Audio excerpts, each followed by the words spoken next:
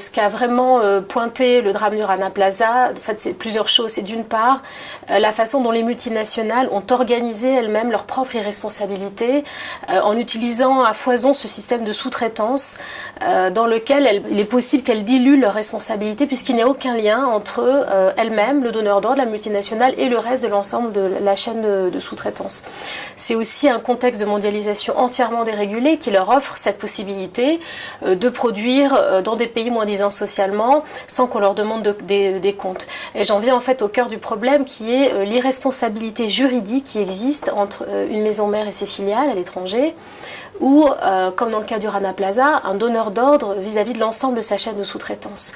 Donc la priorité aujourd'hui, c'est de mettre un terme à ce voile juridique, à cette impunité des multinationales, en faisant en sorte d'instaurer cette responsabilité juridique pour que les entreprises puissent enfin être tenues responsables pour leurs agissements néfastes à l'étranger. Sur l'indemnisation, aujourd'hui seules quelques marques ont contribué. Il y a un fonds international qui a été mis en œuvre sous l'égide de l'Organisation internationale du travail. Avec ces multinationales, il devrait recueillir 40 millions de dollars pour compenser les victimes.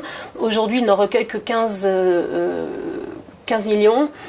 Des multinationales comme Auchan ou Benetton refusent encore aujourd'hui, d'une part, de reconnaître leur responsabilité, quand bien même des vêtements ont été filmés dans les usines du Rana Plaza et que donc leur responsabilité est avérée, et donc refusent d'indemniser les victimes.